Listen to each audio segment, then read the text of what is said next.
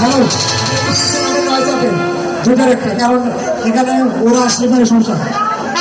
এবার কৃষ্ণের কাছে বাহুবলী এবং কাউসার সেটা তো তোমার কাছে হাজির।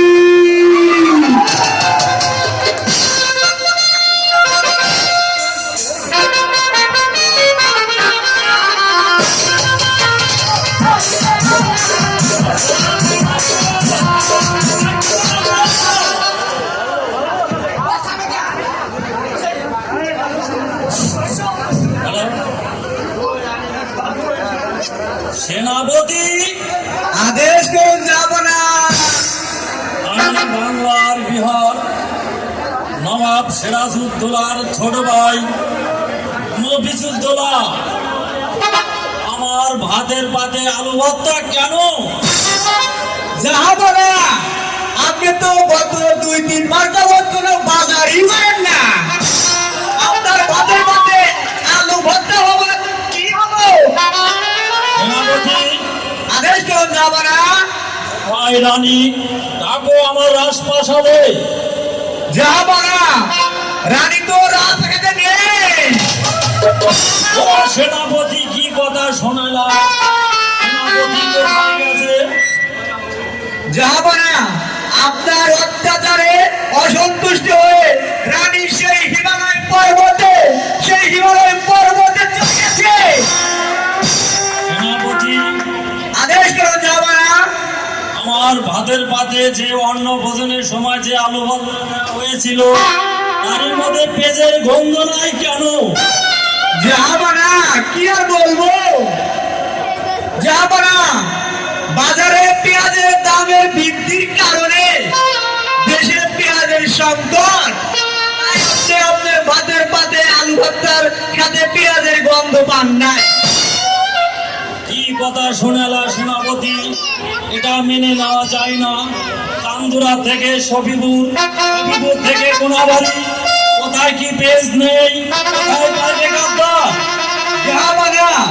আপনার রাজ্যের চাষিরা তারা অলস হয়ে গেছে।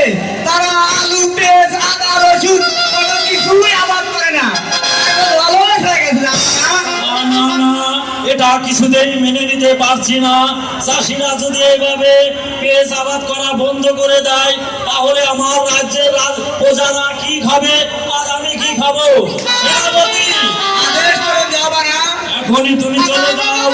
ওই পাই বেকারদার ওই কৃষকদেরকে নিয়ে বন্দি করো আমার রাজপ্রাসাদে।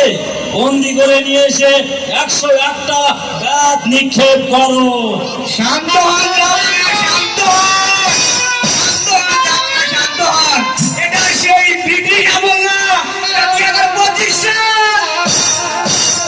আপনি যদি এই উল্টে দায়িত্ব অত্যাচার করেন তাহলে আপনার উপরে বিশাল বিশাল প্রভাব ফেলবে। আপনাকে অন্য রাজ্য থেকে চাপ দেওয়া হবে। আপনার নামে দুর্নাম হবে। এটা করা যাবে না। সেনাপতি আদেশ করেন, যাব না। এই রাজ্য থেকে ওই রাজ্য, দূর থেকে দূরান্ত চারদিকে লোক লাগাও। আর তুমি কি জানো আমার রানী কেন রাজপ্রাসাদ থেকে চলে গেছে? যাব না। কি আর বলবো? রানী আপনার কাছে গত 1 বছর আগে ইলিশ মাছ খাওয়ার আবদার করেছিল, কিন্তু আপনি তার মনের আশা পূরণ করেন নাই। রাগে ক্ষোভে দুঃখে উনি সেই বনবাসে চলে গেছে। এই কি কথা শোনালাম সেনাপতি? এটা কিছুতেই মেনে নেওয়া যায় না। আমি বাংলার বিহার নবাব সিরাজউদ্দৌলার ছোট ভাই মফিজউদ্দৌলা। আমার রানী ওই হিমালয় বনবাসে থাকতে পারে না। তুমি তো জানো আমি রানীকে ছাড়া থাকতে পারি না। 52,000 ঘোড়া 53,000 সৈন্য নিয়ে তুমি এখনই ওই হিমালয় চলে যে রানীকে নিয়ে এসো। এখনই চলে যাও।